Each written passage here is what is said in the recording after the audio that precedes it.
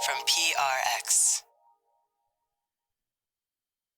Friends beyond the binary, ladies and gentlemen, boys and girls. It's time for the podcaster who's here to do some meandering. We won't be mall walking in this episode, though we have many times in the past. But two characters from a show we'll be looking at will be in the mall.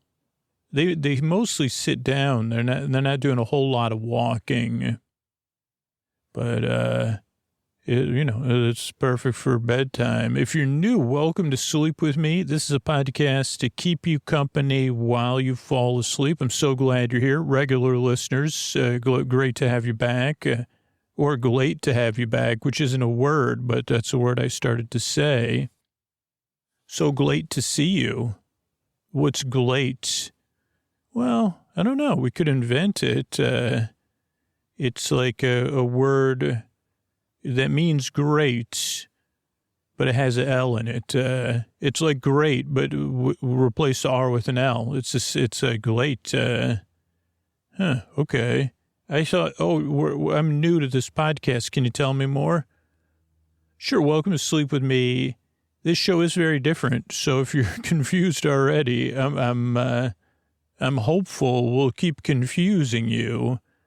Because this is a podcast that keeps you company while you fall asleep. A friend, a friendly distraction in the deep, dark night. It's almost like watching a TV show you're barely paying attention to, but it's a little bit more like calling a friend and having them tell you about a show they're watching, and you're barely paying attention to the friend. In this case, we'll be looking at Newhart, 80s sitcom, As If It Was a Dream, one episode of Newhart, dreamt by the character from the Bob Newhart Show. So plenty of layers to take your mind off stuff. If you're new, just give the show a few tries. It just isn't for anybody at first. It takes some getting used to. And what happens is if this ends up being the right podcast where you say, I never knew I've been looking my whole life for something like this. I didn't know it existed. And if you don't like the show, that's okay either. I'm here to help you fall asleep, and I'll point you in the direction of something else to help you fall asleep too. Because that's what the show's all about. It's a community built on, and I mean, it's an extended community. We've directed tons of people to other sleep podcasts and sleepy stuff. Because we all know that it doesn't feel to understate it. It doesn't feel great to not be able to get the sleep you need and deserve. So I'm glad you're here. What we got coming up is support. So the show can come out twice a week for free, or twice a week. Twice a week. I'm having trouble more trouble talking than normal, or even wording my order in words. Ordering my words in order. I don't even know. But I'm glad you're here. So yeah, we got support, doing long meandering intro meant to ease you into bedtime. And then later on, we'll be talking about Newhart. So I'm glad you're here, and we get to be here for you because of listeners like you, or maybe you're one of those listeners that supports the show directly, supports the sponsors, shares about the podcast with other people, sends your kindness, or is just thinking fondly right now of other listeners out there that are new. We do it together, and I really appreciate that. And here's a couple of ways we're able to do it for you twice a week.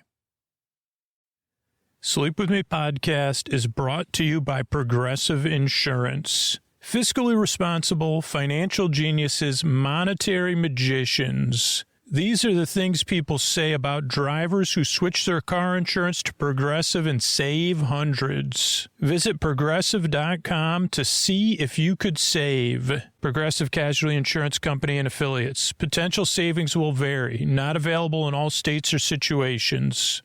Hey, everybody, it's Drew Scooter here. It's time to talk about tonight's sponsor. The sponsor I'm sleeping in every single night, ideally, except when I'm out of town, and then I'm missing it. And that's my Helix mattress. You can take the mattress quiz at helixsleep.com/sleep. See what mattress you get matched with. I sleep in the Helix Dusk Luxe. And when I took the quiz, that's a mattress I got matched with because I sleep on my side, I sleep on my stomach. I don't like to be hot and stuffy at night, so I love the cooling features. And I know from my experience with traveling that no other mattress fits my sleep needs. There's no other place I'd rather be than in my bed in the sweet, sweet arms of my Helix Dusk Luxe. Because even when I've stayed in really, really nice hotels, I haven't felt like the mattress met my needs and how I sleep. That's what I love about Helix. I mean, you take the quiz, it matches how your sleep and feel preferences. You could take it with your partner. Then the mattress comes straight to your door, shipped free of charge. You just bring it inside and you set it up. So I love my Helix. It's a part of my long-term plans, man. It's like a long-term relationship because sleep's important to me and being comfortable in bed's important to me. So you should check out that Helix quiz. Go to helixsleep.com/sleep for 20% off site-wide plus 2 free dream pillows with mattress purchase. That's helixsleep.com/sleep for 20% off site-wide plus 2 free dream pillows with mattress purchase. helixsleep.com/sleep. Thanks, everybody.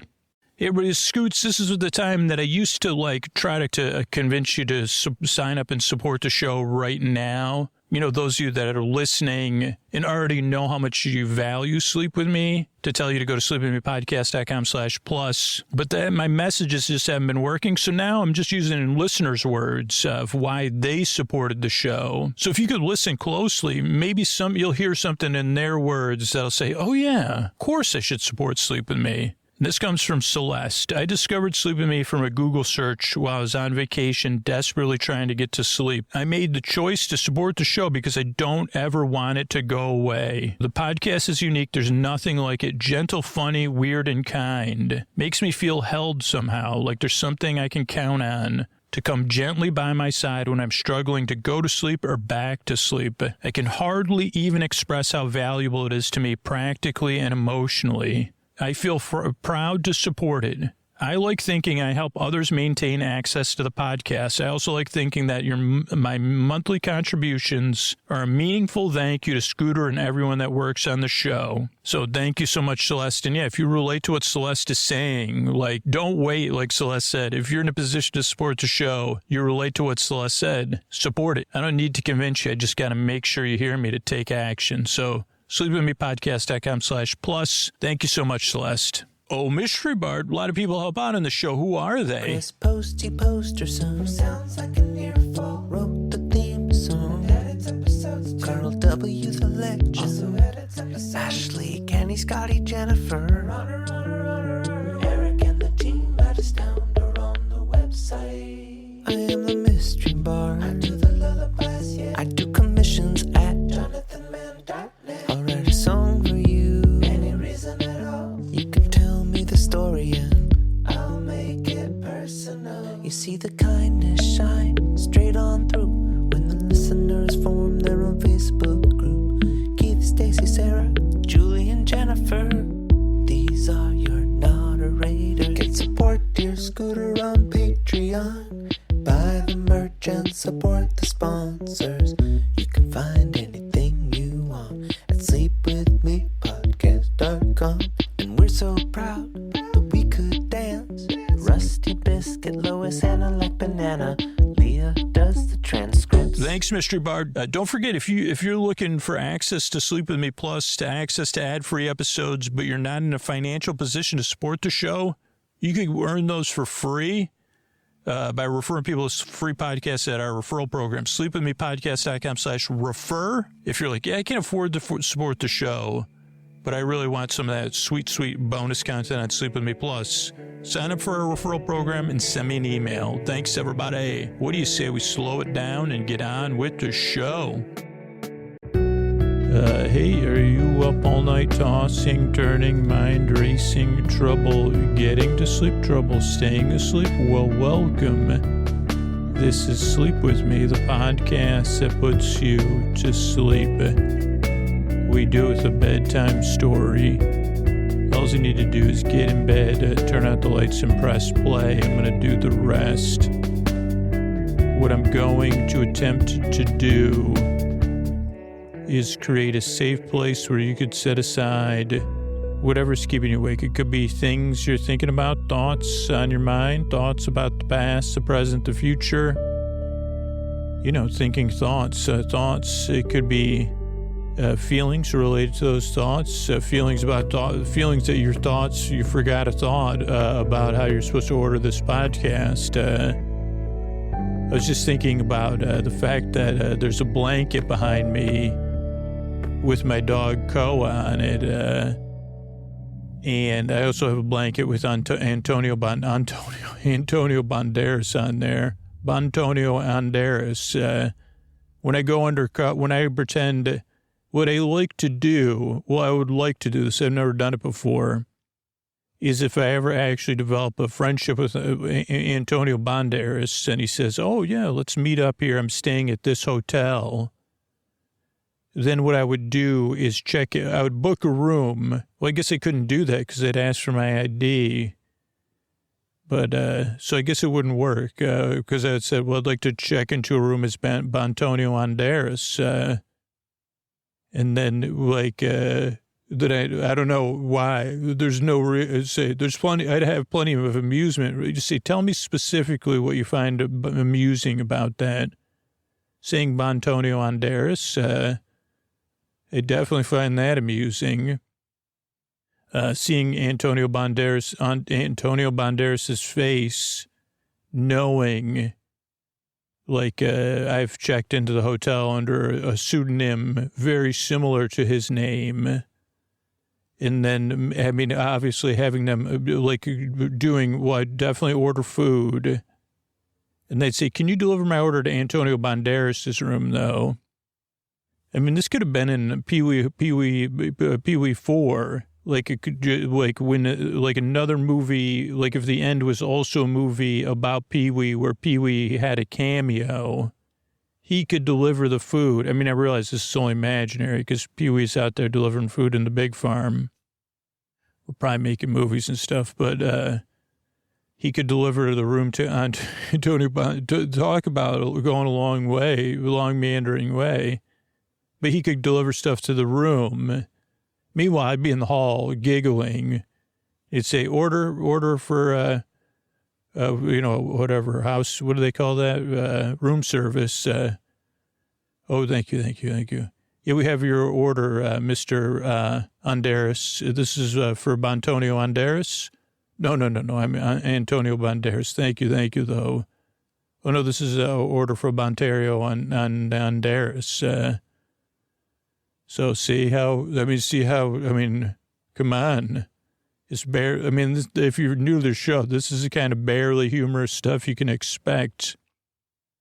But I do have a blanket of him as well as a blanket of my lovely dog, Koa. So I'll try to put up my blanket of Antonio Banderas as well. And there you go. I mean, that's on my list. One day, we'd have to stay at an independent hotel that you can register under names, or, I guess the only way it would be possible in modern times would be if he knew about it ahead of time and agreed to all of it to humor me, which is a kind of gracious person I think he is. And then I'd say to the hotel, well, you just so you know, I'm registering, I know this is my name and all that, but, I'm registering under the name Bantonio Banderas. They say, oh, yeah, your team called ahead. And I say, I would say, well, I don't actually have a team that calls ahead anywhere. I mean, people usually call ahead. They say, by the way, no, they don't. They don't even, but I'd say, oh, great. I'm glad they did. Everything's ready for you, Mr. Banderas. That would be very meta because Antonio would probably be standing out behind, wherever the check-in in the area This is a special area to check in. Talk about a new tangent. But, when I check into a hotel, they have to go back there to check, to ask questions. Usually I think they're just giggling. When I say, is there any way, they say, this is your room number. And I say, okay, I just want to double check before I go up. Is there any way, can I just make sure this room is not next to the ice machine or the elevator? Or I say, okay, no, on my reservation, however I booked it, I'm supposed to get late checkout.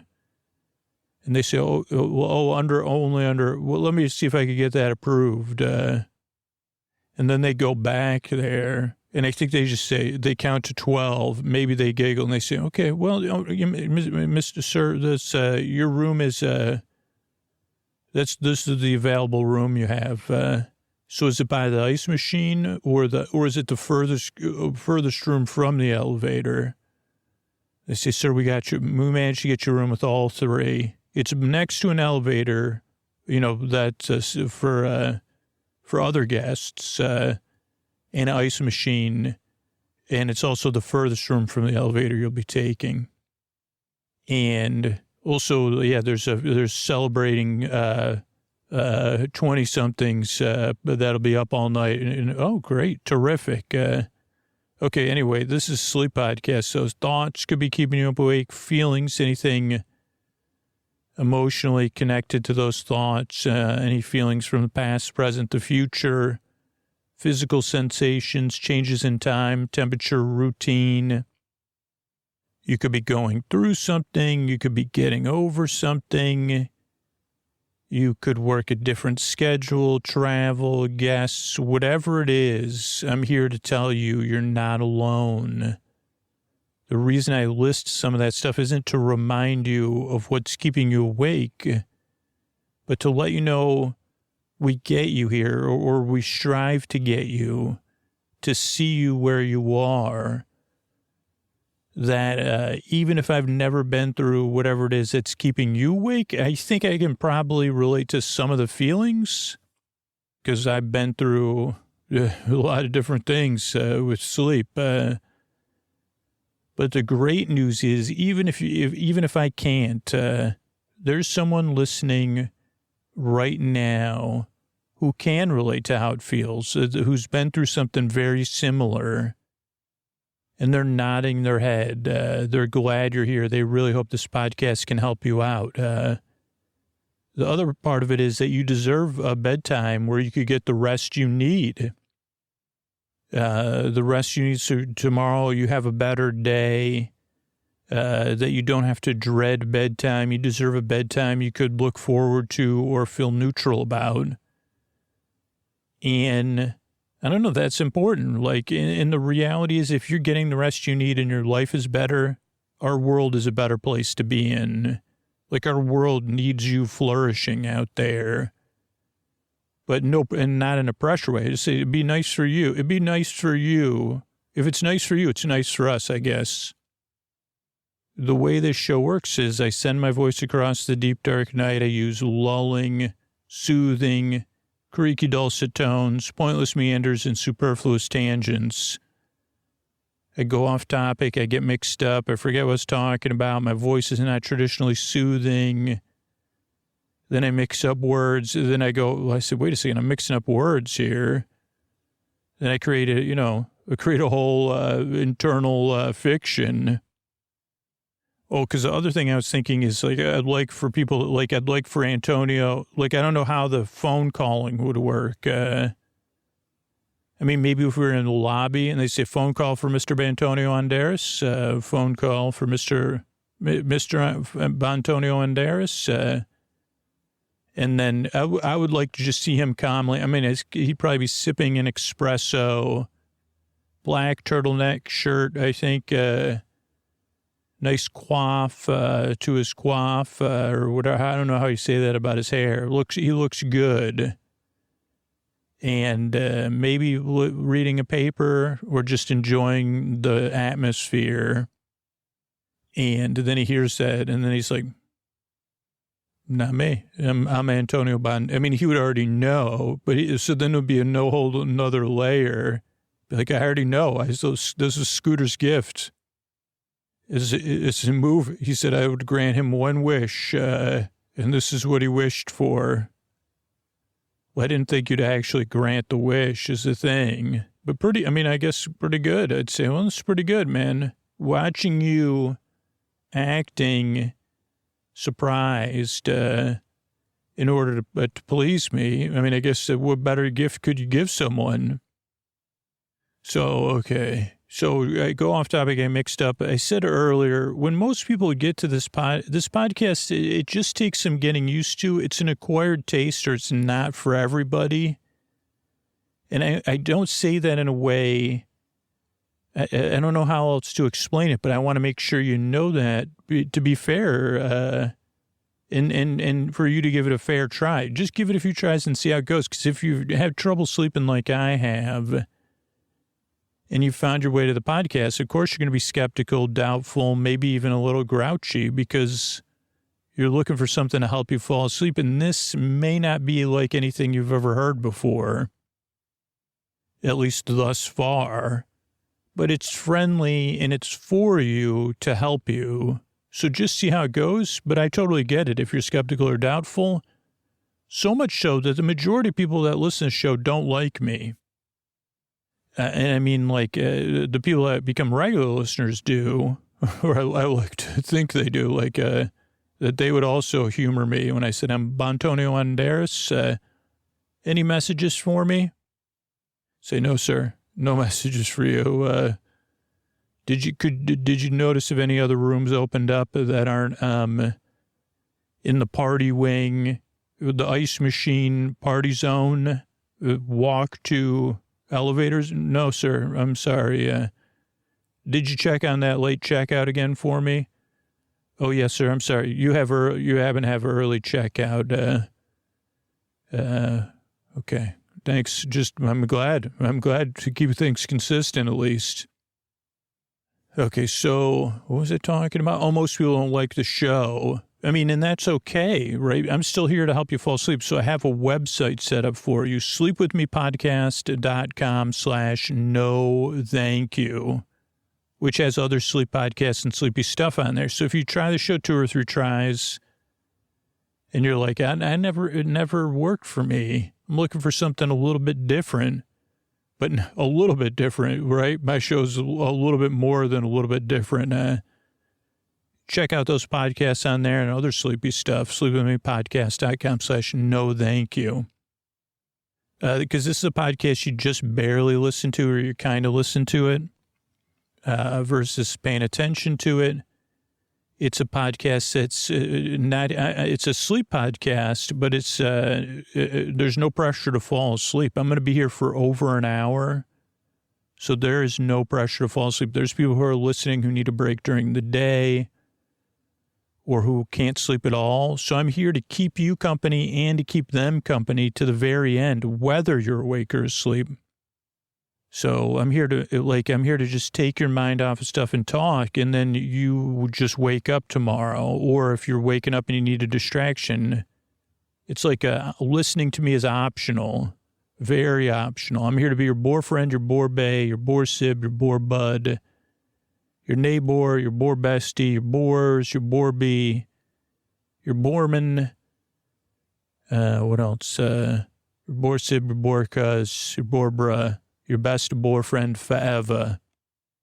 And to just keep you company and take your mind off of stuff. The other thing I like to explain is the structure of the show, just so if you're new, like I can meet you where you are. Because you see, I don't get the structure. I don't know, when do the water sounds start or whatever, or what's going on. And I say, okay, well, this podcast is different, like I said, and it's structured in a way that over the 11 years we've been making it, we've learned most people like to listen, but that doesn't mean as you become a regular listener, you might not want to change kind of how you listen. But the show starts off with a greeting, friends beyond the binary, ladies and gentlemen, boys and girls, so you feel seen and welcomed in. and you say, okay, I might check that show out. Then there's a support. So paying for the podcast is optional. If you prefer something ad-free, you can get that on Sleep With Me Plus. But most people like listening to this ad-supported version linearly, but not everybody. That's why I'm explaining this.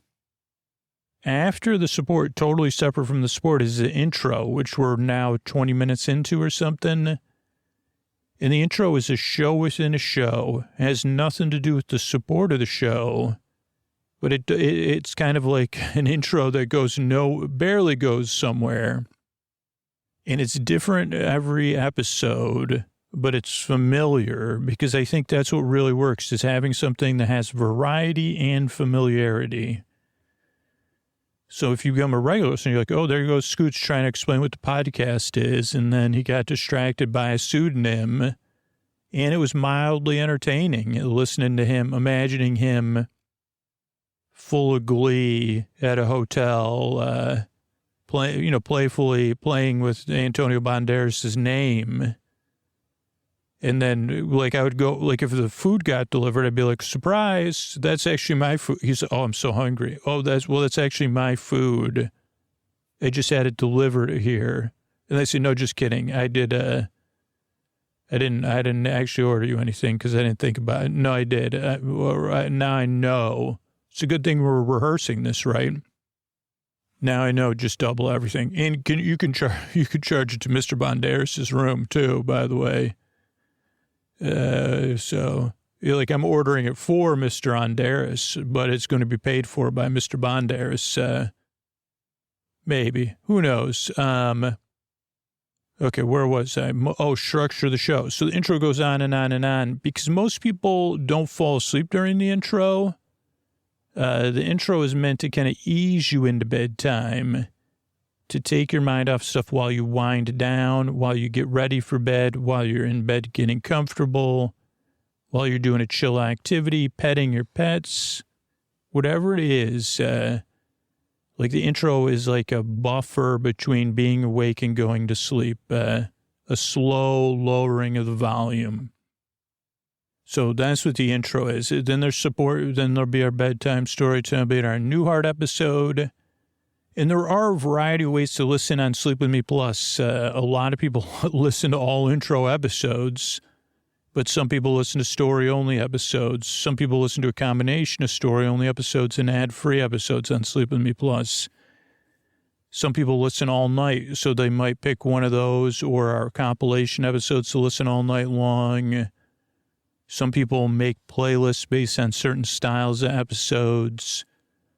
So as you become a regular listener, you could adjust, but there's just a lot of people that just like put the episode on, set a sleep timer for 45 or 60 minutes, slowly unwind, and fall asleep during the story.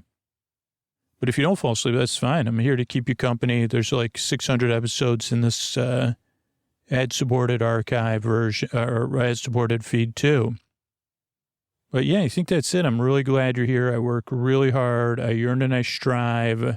So do a bunch of other people that work on this show. We really want to help you fall asleep, but not by putting you to sleep or being cloying or whatever. Just keeping you company like a friend that you don't need to listen to. So I really appreciate you coming by and checking the show out or coming back episode after episode. And those of you that support the show in any way, including with kindness, I really, really appreciate it because I could not do it without all of you. So I'm really glad you're here. And here's a couple ways we're able to keep this show coming out for you.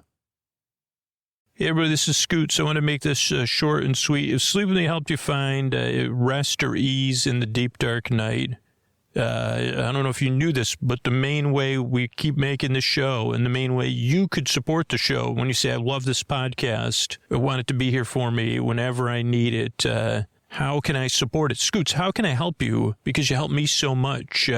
If you're asking that question, the best way to help the podcast is by going to sleepwithmepodcast.com/plus in joining Sleep With Me Plus, because it's a two-way street at Sleep With Me Plus. You're going to get the best listening experience you possibly can. There's ad-free full episodes, story-only episodes. If you listen all night, Sleep With Me Plus is much better for that. If you like to pick episodes out of our entire catalog, so if you're saying to yourself, man, this podcast helps me out so much, how can I help it back? I want to feel good about it. I already feel good about it.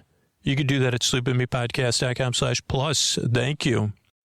Everybody, Scoots here. This is our Dreaming of Newhart series with Bob, and not even sure who the other person's name is. They escape me. Bob is someone that dreams of running in Vermont. Very famous dreams, documented dreams that we've been able to look at. And then we'd be able to look at the Dreamer's Day, or Bob has. Bob's willing to come in and do all that. And then they're working with an interviewer who also has AI assistant who looks and analyzes the dreams. And it's all pretty dreamy stuff. So I'm going to turn things over to them. Hey, Bob, come on in. Oh, good to see you. Good to see you. So I was thinking we could go back to our traditional way of, you could tell me your dream. Well, I could tell you, you did send in a couple things from your dream early. I appreciate that. And my assistant did have a dream. My assistant can't dream according to them, but they can simulate a dream based on what they know about you. So I'd love to go over that first, and then we could go over your dreams, then we could interpret them or go over your week and then talk about it. I don't love that. I guess I don't do. You're not asking me though, right? I mean, it's not too long. It won't take too much of your time, Bob. I think I always find these layers of discovery. We're getting deeper and deeper into the layers of discovery.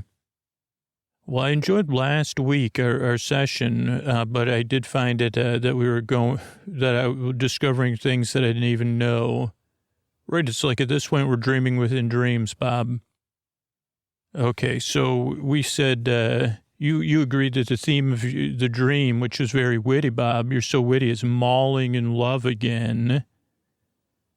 And my assistant said, here in the dream back at the charming Vermont Inn. But this time we see a whole quaint village that's celebrating the grand opening of a new mall.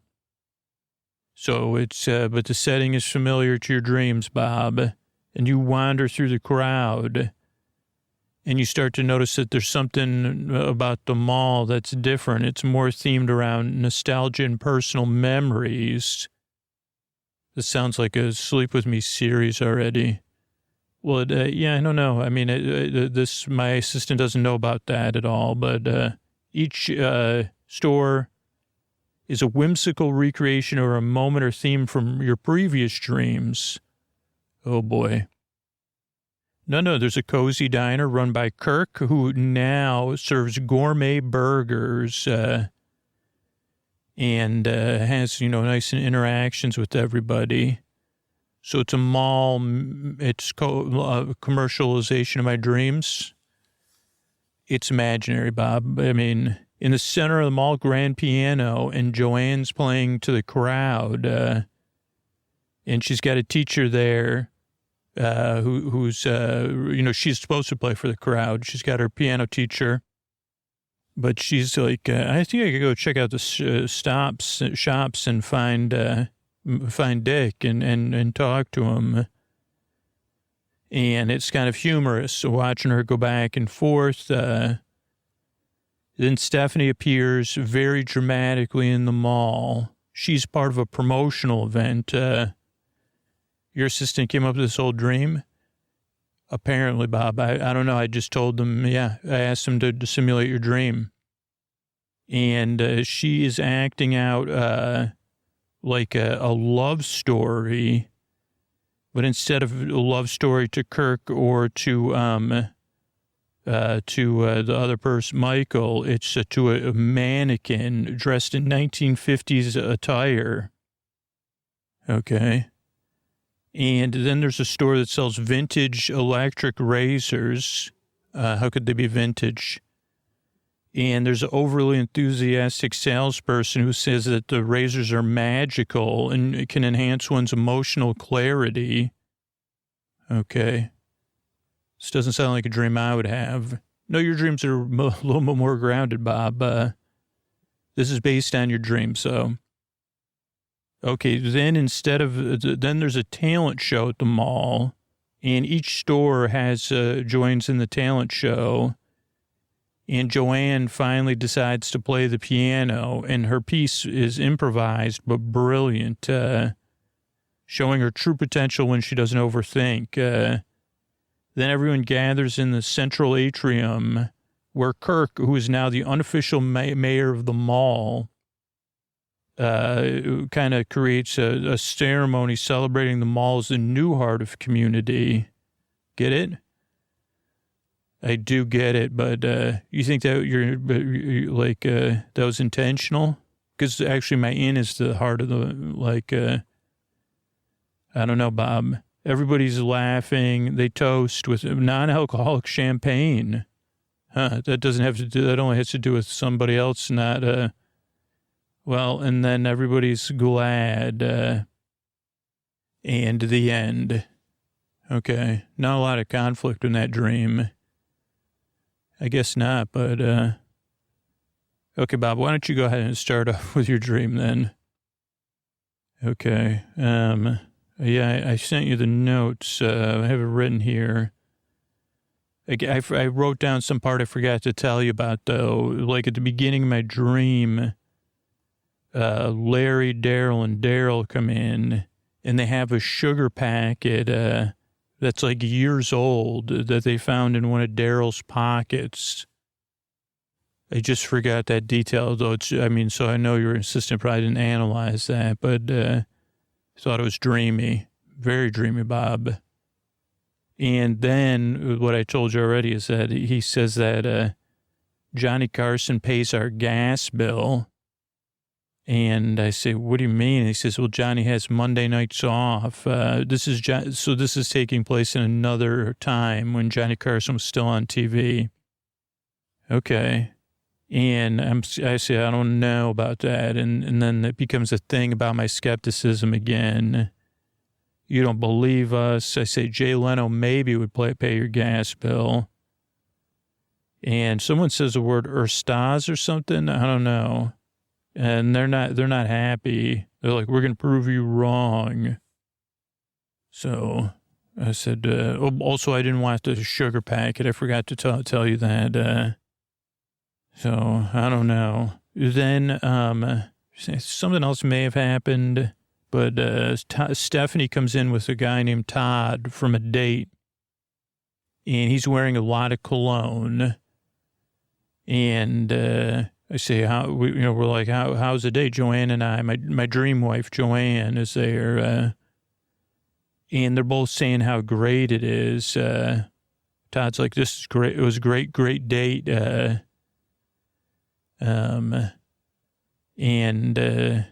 There's also, anyway, now Joanne had fixed them up on a date, so she was very excited. She introduced the two of them, and, I don't know, then he leaves, and Stephanie says that date was not good.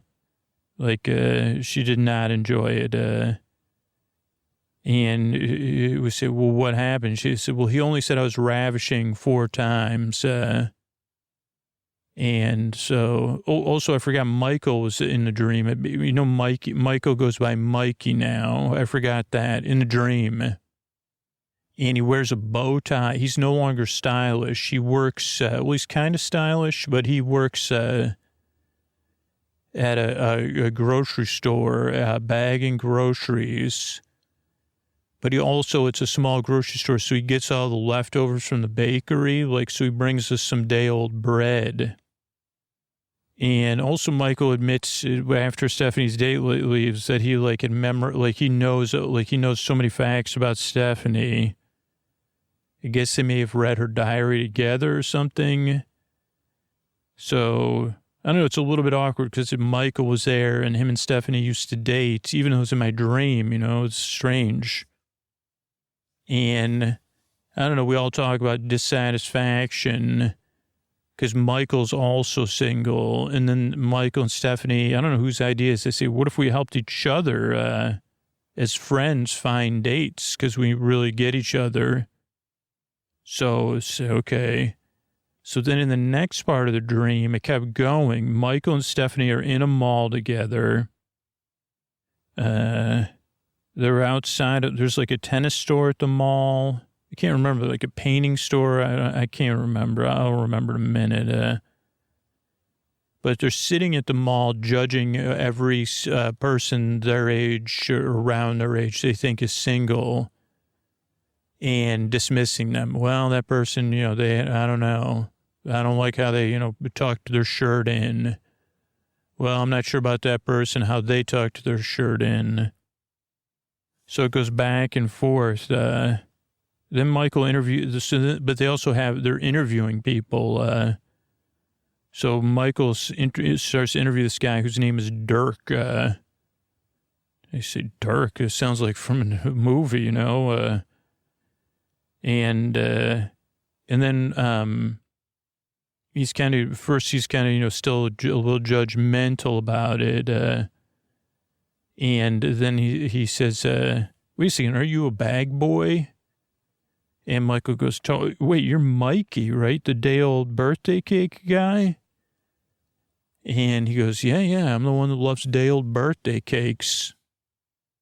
But yeah, I was just remembering more of the dream is that they're very harsh with their criticism of other people's dress, how they dress. There's the other thing I was wondering is that, so there's a painting store. But the other thing is that the guy, Dirk, looked a lot like an actor, like a famous actor from a bunch of different movies. And he said, I know that guy from movies, but he's not. He also has a members-only jacket on, powder blue. So I don't know, I keep having dreams with this person was someone who was, I think their name is Craig. But they look famous, very, very, I'd say, I think they're a good-looking guy. And probably familiar, but just off, like a dream, I guess. So maybe like an amalgamation of famous actors. But yeah, so then they're talking. And then Stephanie says, can you guys talk about bagging groceries some other time? And Michael says, well, how much money did you make anyway? Because I bag groceries, dude. I don't want to, what are you questioning me about it? And then Michael says, oh, we're just doing testing. And so he doesn't quite cut the mustard, even though I kind of friendly with him. It's weird that I didn't recognize him immediately, but I guess it's a dream, or Michael, or me. You know what I mean? Let's see. Then they're talking. Then we meet someone else named Stacy, and she's into the same magazines I'm into, but Stephanie's not. I'm a little bit into reading stuff about current events. And do you watch Shakespeare, or do you fall asleep during Shakespeare? And doesn't work out. Whatever. Stephanie's it's not going to work out. There's also ballerinas. Then there's a store, Marky's. I'm remembering with purple neon. They closed that store. Mall's closing down. And so we're we got to find somebody. Maybe we got to change our standards. So I don't know. There's also a guy who looked there's the last person we talked to looked like he was the guy from Laguna Beach that has a podcast now about Laguna Beach, but I can't think his name either. He looks like maybe how he looks now, because he's maybe 28, I don't know, to 30. And he's also a bag boy, but Michael doesn't have his glasses on. So he goes, Brady, Mikey, holy cow. And Brady loves ripped bags of flour. That's what he takes for free from his job. So it's like a big inside joke at the job, like about that. And they almost give out a fashion citation. That was a thing. And whatever, Bag Boy Holiday they talk about. I said that's a movie Dirk should star in, Bag Boy Holiday. After, never mind. Mall's closing. We haven't found any dates. They think the person that's kind of saying, hey, it's time to leave the mall, they just, they wrote a screenplay. Marky's closes, and say, okay, that's going to work out. There's one more, someone closing up Marky's. Stephanie's not sure, but Michael's like, hey, and she's into Cosmo and Vogue. Stephanie 2.0, I say, or Michael says, She says, what are you two screening for dates? And there's something about Shakespeare Pizza. I don't know. I thought, is there a place in this mall called Shakespeare Pizza, or is that where they're going to go on a date? And Michael says, I think this is my dream girl. And then Stephanie's a little bit down about it. Then we go to Larry back at the inn. Larry and Daryl show up with like 5 years of gas bills. And they say, see, like I hand wrote on every bill that Johnny Carson paid this bill. And do you believe me now? And I say, you wrote on your bill that Johnny Carson paid the bill. What do you mean? And then George says, no one pays my gas bill. And I say, I think I do pay your gas bill because you live here. Then Joanna comes in and she says, Stephanie was wondering if she dumped Todd for her. And Joanna says, I couldn't do it, so I told him you were in France. Then Mikey comes back in. He's in a sweater and a bow tie. Trying to think of any other details you might need. Sometimes when I write up my notes about my dreams, it's a little messy. But yeah, Joanna's like, yeah, I told Todd you moved to France. Then Mikey comes in. Yeah, sweater and a bow tie. He goes by Mikey now. And he's like, hey, I went to the mall with my new date to meet with my new date. And he also says ravishing babushka that Stephanie's wearing. He's excited about going on this date with Jennifer maybe. She works at a sporting goods store. So that store I named was a sporting goods store. Then we talk about shoes, I don't know.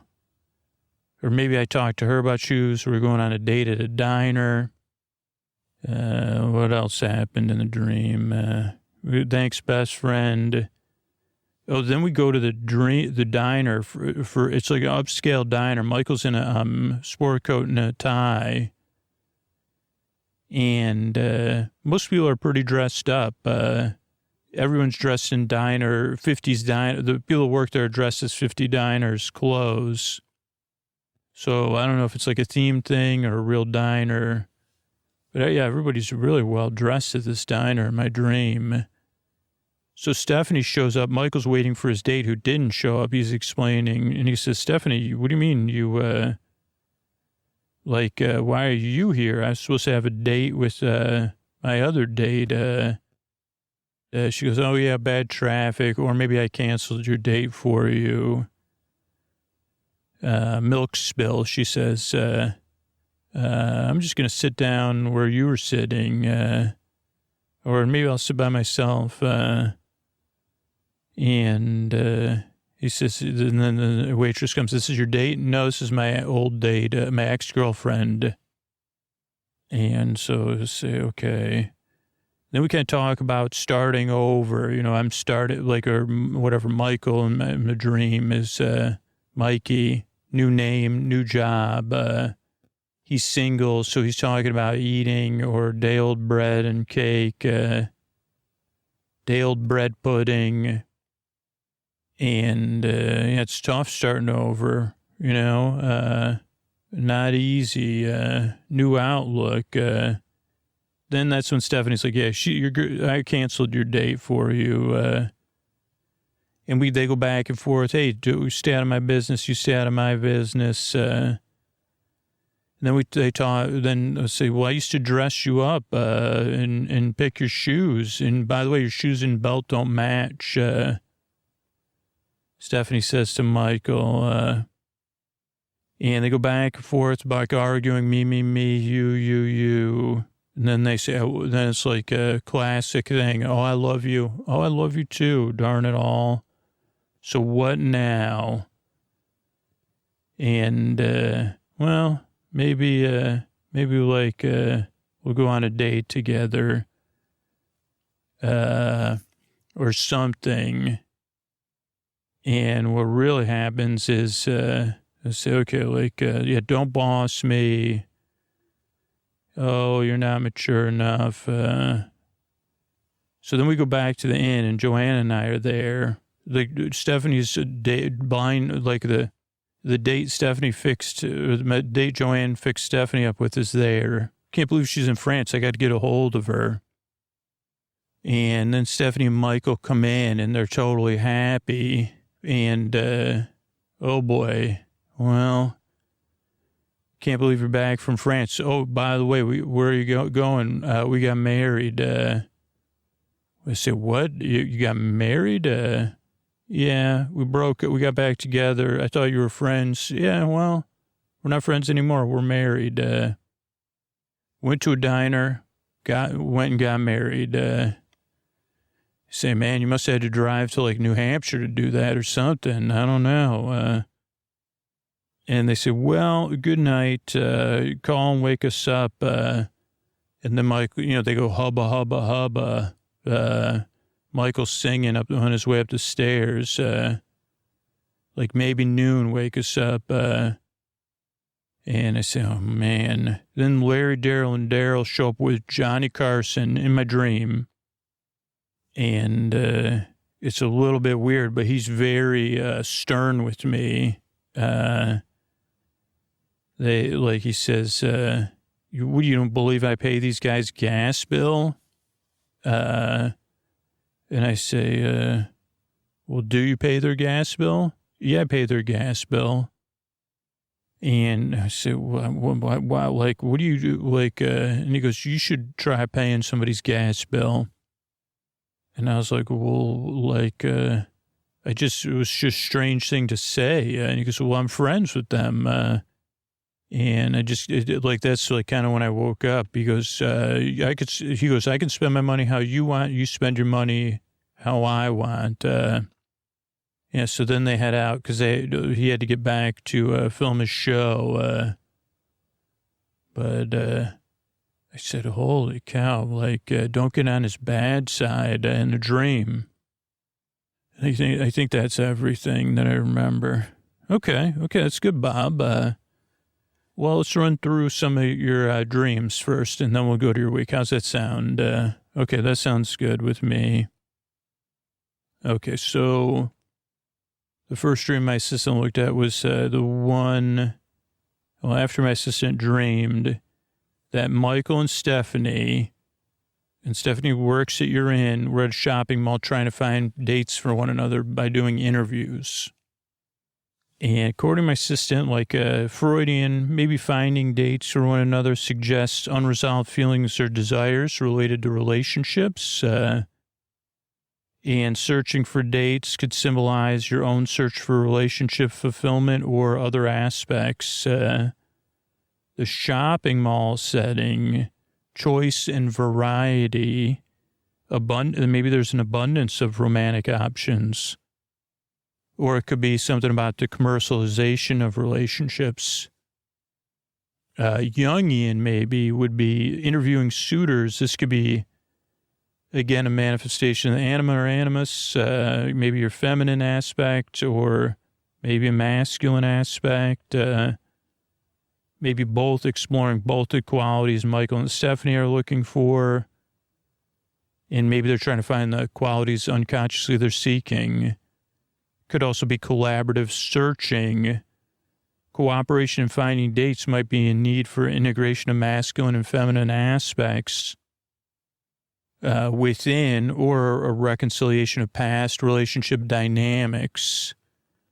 Astrologically, Venus and Mercury could be the transits of Venus, which are love and relationships, Mercury communication.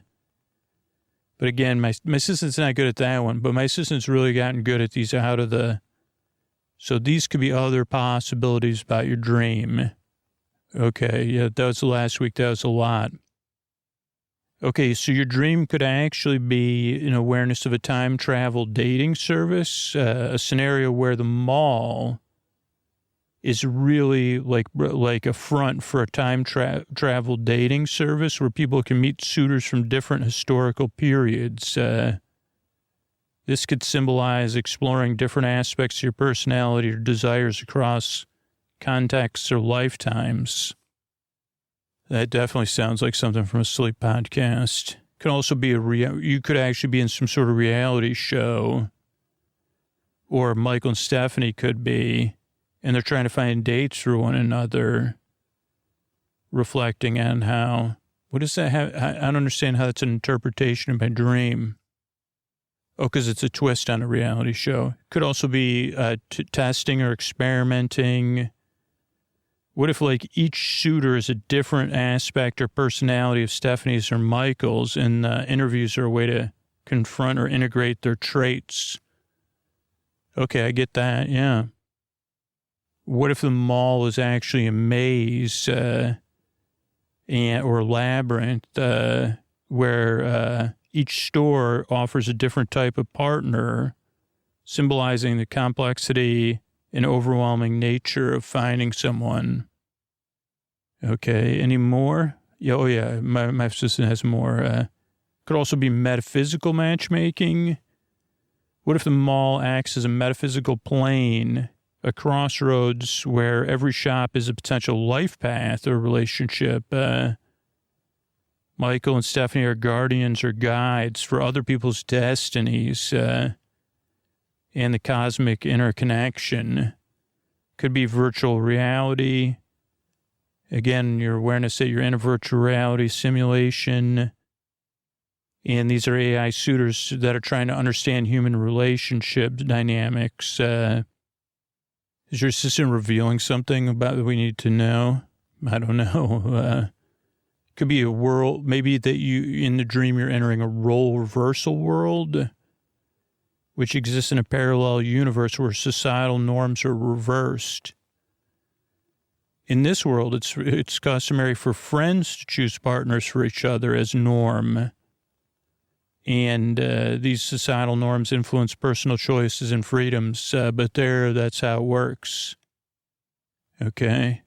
Also, it could be that you've entered a world where it's a theater of the absurd, and maybe it's a play within a dream, where each suitor is an actor playing out exaggerated roles that satirize dating, and you're exploring authenticity versus performance. Okay, that's interesting. Yeah, it is. Okay, what else? Okay, well, we'll talk about this dream with Larry, Daryl, and Daryl. I don't know if we've talked about how the Daryl and Daryl don't speak, and then Johnny Carson paying the gas bills. Okay, so what do you got? Well, Freudian interpretation would be Johnny Carson could be a benefactor, like a representation of a father figure, authority figures providing support. And maybe that's reflecting subconscious desires for security and support from someone in your life. Okay, that one rings true. Oh, interesting. Good. Anything from the previous one ring true? The theater of the absurd, maybe? Okay.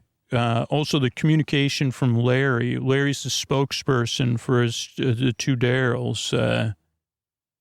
And maybe that symbolizes like the part of your psyche that communicates needs or seeks assistance, while other parts may be unexpressed or passive. There's a Jungian interpretation where Johnny might represent a king or generous patron. And these are themes of generosity and guidance. And these archetypes could indicate that you're exploring aspects of leadership, protection, and patronage in your own life.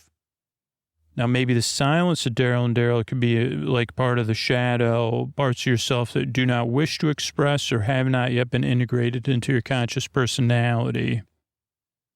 Now, astrologically, maybe Jupiter, like Johnny Carson, could be influenced by that, just generosity, good fortune. Maybe there's a period where you feel blessed or hopeful about receiving support or abundance. Okay, I could see how that play. This part makes sense with my way my week went. Okay, good. And not in a way where I'd be giggling. No, directly. Okay, some more ideas. I try to really push my assistant to, this is cutting edge stuff. Oh yeah, this really feels like it. Okay, it could be a symbolic energy exchange. Johnny Carson's paying the gas bill. It could symbolize the flow of energy and resources in your life. There may be unseen forces or people that are facilitating your life's journey that you're skeptical of or have, you're not seeing the direct impacts. Could also be a historical role reversal.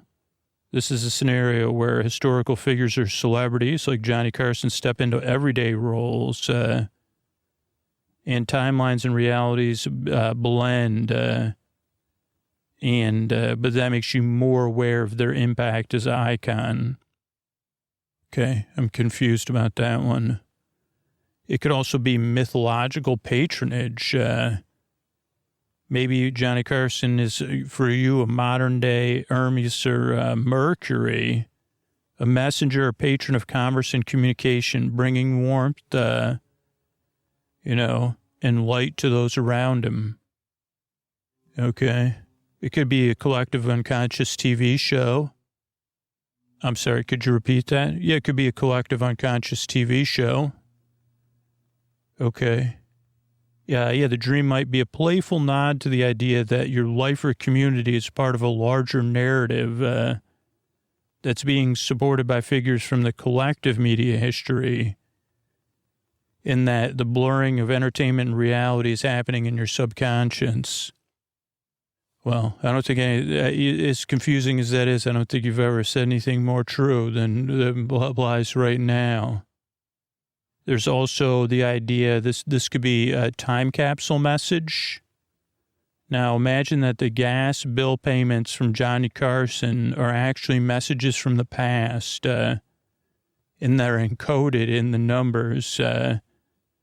Each payment could symbolically represent a piece of advice or wisdom from Johnny Carson meant to be deciphered in the present. So you're saying that this is like the bills, the numbers in the gas bills are some sort of Johnny Carson wisdom Rosetta Stone. Yeah, I think so. Maybe you're supposed to be aware of that. But he's just paying the gas bills. We're just looking at possible interpretations, but what if?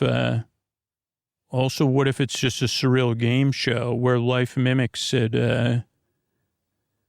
This show is hosted by Johnny Carson, this is Johnny Carson from another dimension, and paying bills is part of the gameplay, and the contestants actually are the Larry and the Daryls. I don't know if that's a very good game show. Yeah, you may be right. Could be, this is a popular thing nobody talks about, but quantum philanthropy. Oh boy, I'm sure you're going to explain this to me. Yeah, quantum philanthropy is, it's a twist involving quantum mechanics. And Johnny's actions could be a quantum philanthropy experiment where his intentions do good in one universe ripple across multiple universes and affect random individuals like Larry and the Daryls in unexpected ways.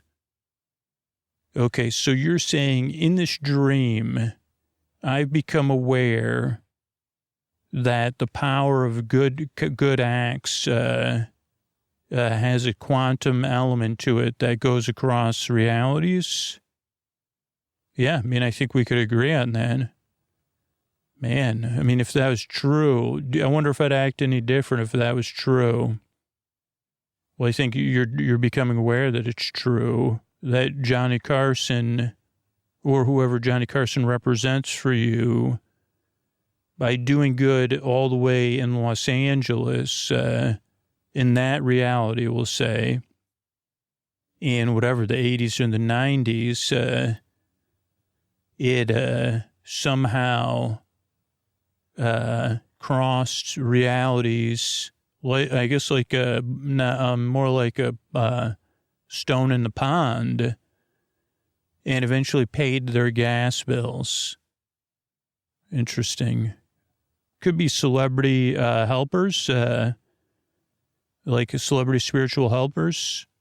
Like, what if there's a whimsical universe where celebrities, after they cross over to this universe, go as helpers to ordinary people and help them in times of need? And this could be part of a celestial program to maintain balance and spread goodwill in the world.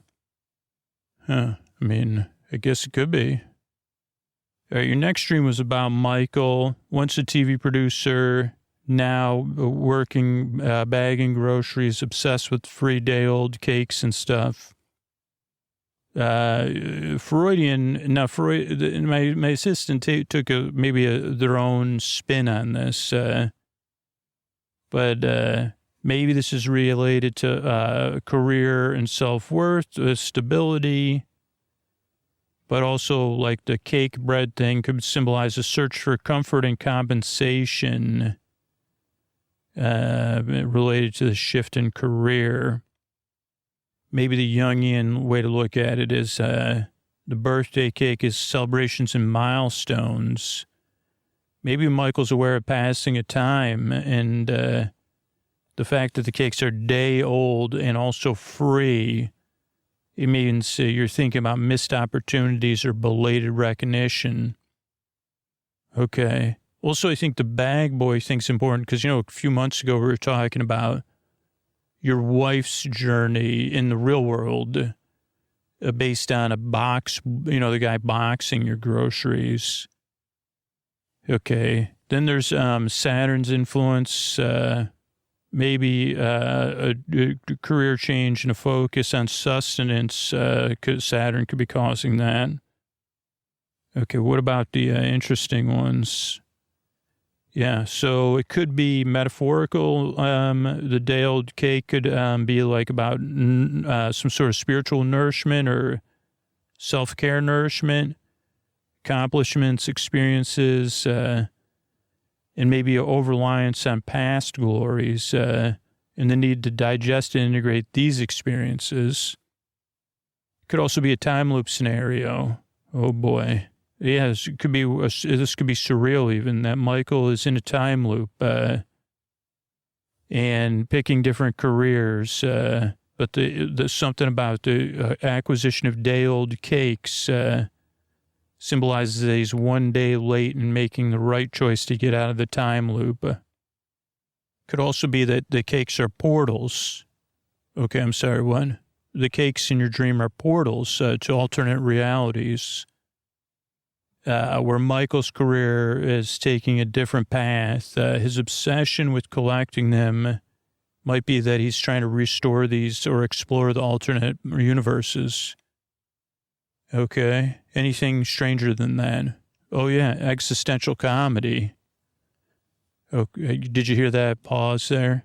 Existential comedy. What if this scenario is a cosmic joke or existential play where the characters, like you, slowly become aware they're in a dream or simulation, and that leads to absurd situations like celebrating day-old bread or day-old cake, and that's a commentary on the triviality or randomness of things.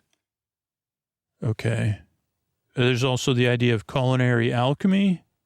Like, what if the day-old cakes have alchemical properties, and anyone that eats one becomes a different version of themselves based on their deepest desires or regrets. And Michael maybe was driven to find the perfect cake that transforms him to his peak self. Probably won't be a day-old cake, though. Could be. I mean, cake is currency. It could be that, what if the grocery store is a parallel universe where day-old cakes are rare and valuable currency? Your assistant really gave you this. Yeah. And those cakes could be used to negotiate for life experiences, not just for life experiences or items that are no longer accessible in that universe. I may need to lie down after this. Oh, yeah, you could go to sleep if you want. Could be a memory imprint. What if each day-old cake has the ability to reveal memories when eaten? And Michael, feeling disconnected from the past, each cake, his enjoyment is that he re-experiences the joy and celebration of other people. Wow, yeah. Could be dimensional doorways. Is there a difference between portals and doorways? Well, yeah, because each cake could be a gateway to a different dimension.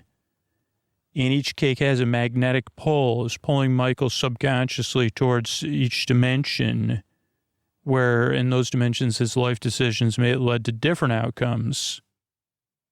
Okay, I'm not sure what to say. Okay, let's finish up with the Shakespeare's Pizza. I thought that was interesting that you were caught on that title. Now, my assistant got a little mixed up here, so I'm going to have to do it out of order. What do you mean? First, my assistant came up with different ideas. Oh, let's lead with those. Okay, what if what if Shakespeare's Pizza had literary toppings? What does that have to do with my dream? I don't know. My assistant said, what if each pizza was a different play, and the toppings metaphorically represented the themes? My assistant even gives an example of a Hamlet pizza with Danish blue cheese and it would have white sauce. Wow. What if it was a time-traveling pizzeria? In Shakespeare's Pizza, it could be a mythical spot in the mall. Each slice sends eaters back to the Elizabethan era for the duration of their meal. And diners, but as soon as it's digested, you return, or by the time you have your last bite. So my dream is me becoming aware of that. I think your dream makes my assistant aware of it. Okay. Dramatic flavors. What if each pizza was trying to evoke different emotional experiences that you feel when you watch a Shakespeare play? Like, what if one slice made you feel comedy, another love, another, and they would say, they would even have a tagline, tasting the drama. Well, okay. And what if it was a place where people met that were in clubs that no one knew about, like maybe literary scholars, playwrights, actors, and then they go there to delve into deep discussions about literature and perform impromptu plays. Customers may be drawn into maybe it's even some sort of play within a play, and you could earn free pizza by participating. Wow. Freud, though, would say it's about desire and fulfillment, basic desires and needs, but it could also be a deeper intellectual or cultural craving. Maybe you're seeking more enrichment or sophistication.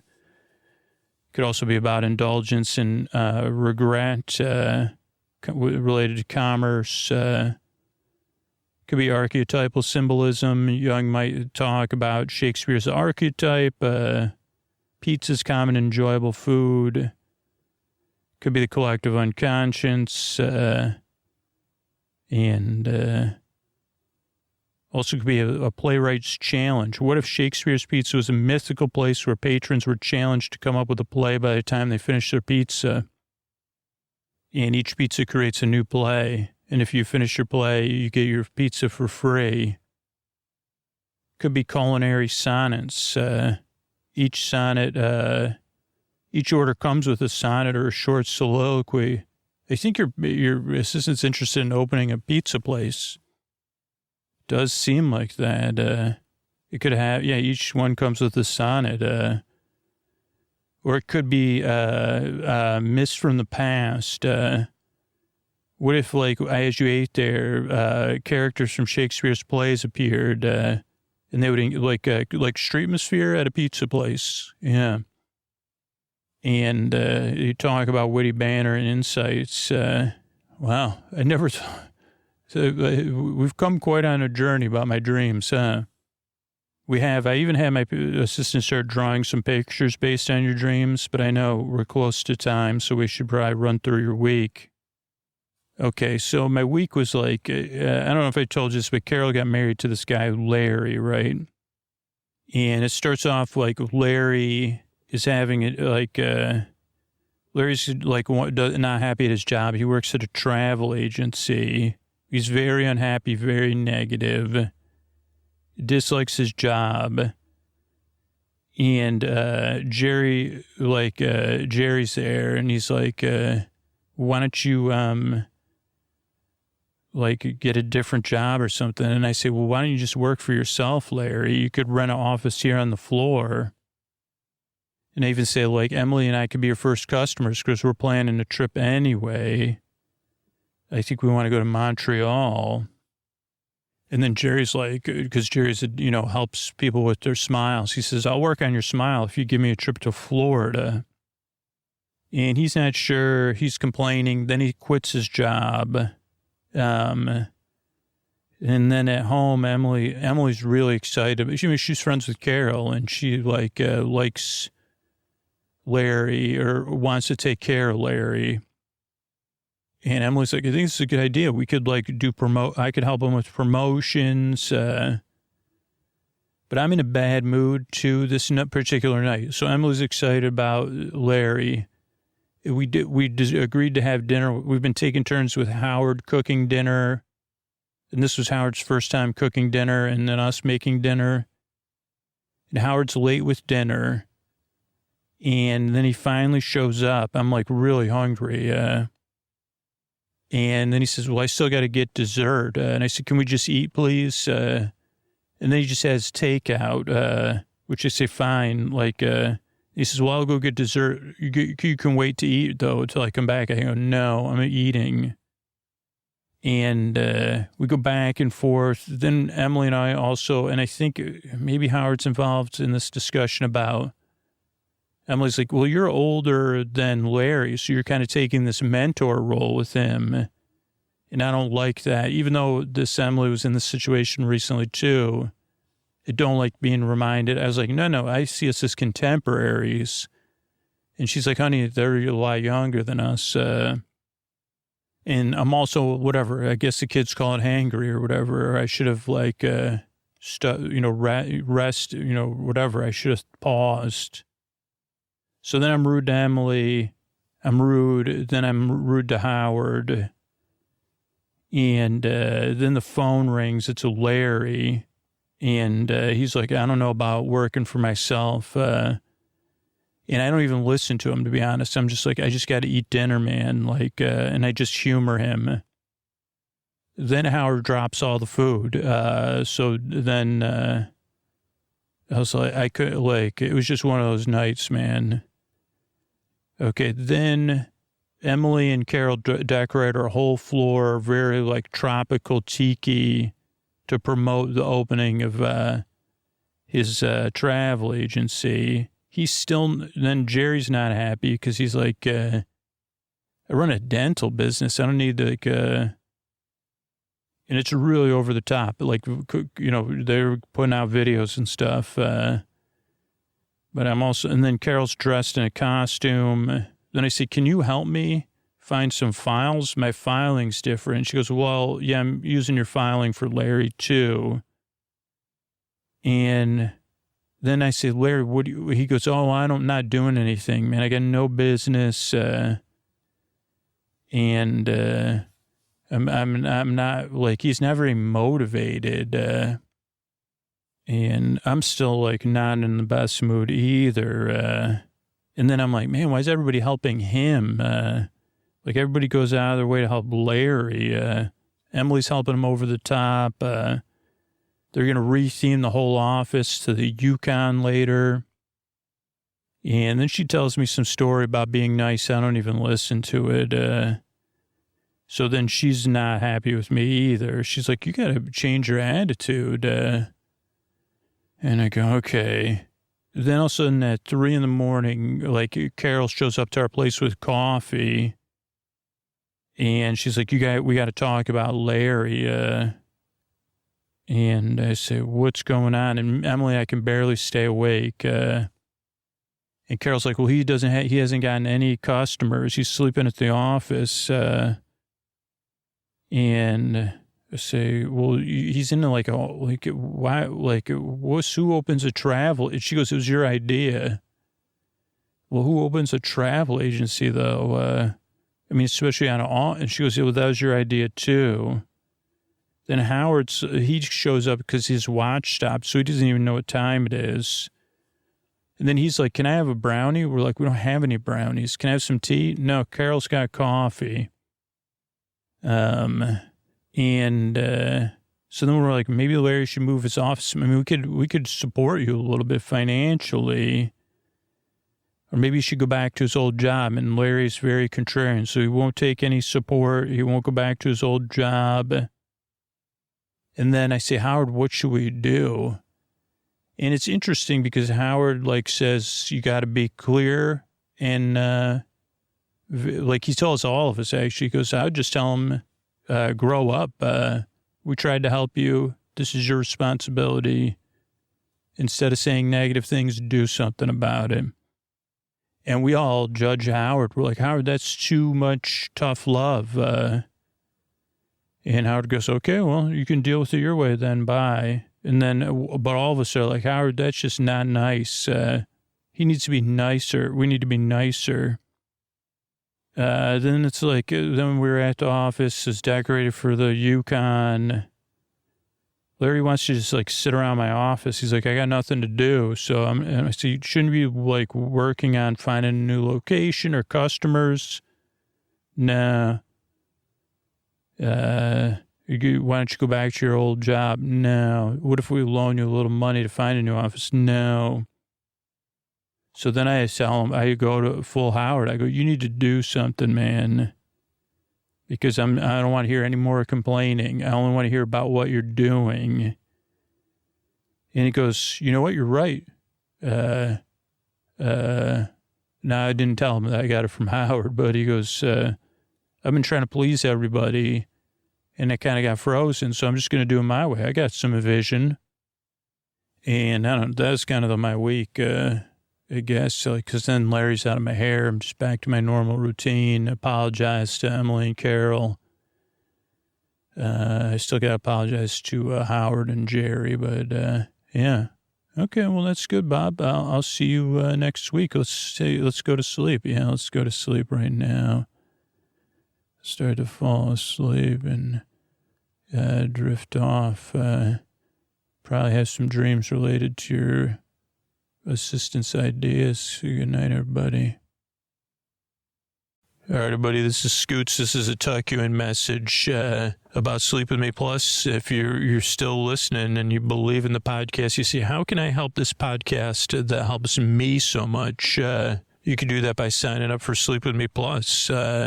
It'll help you even more because it's made with you in mind. It's like the ultimate way to listen to Sleep With Me, but it's also what enables us to produce the show. So, but I haven't been really good at getting that message out. I've tried different ways, and they just haven't been working.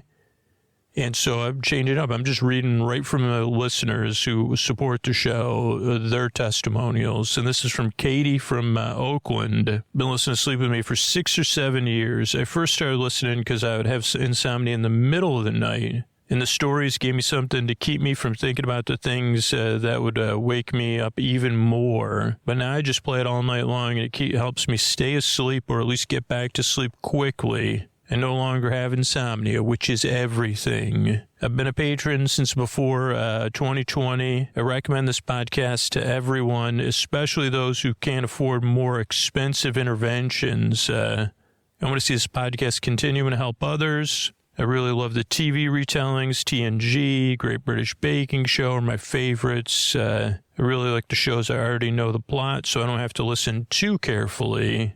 And, I spend $10 a month for consistent sleep without medication or any other side effects by supporting Sleep With Me. Then it's cheaper than a nice glass of wine at a restaurant. So sleep is everything. Thank you for everything, Katie says. Thank you, Katie, for supporting the show. If you relate to Sleep With Me, I didn't even think about that. Like, if Sleep With Me is worth more than 2 beers to you a month or a nice glass of wine, one glass, think about it, because we could, the support goes a lot further than one glass of wine. You support the show at $14 a month. That enables us to make 8 brand new episodes.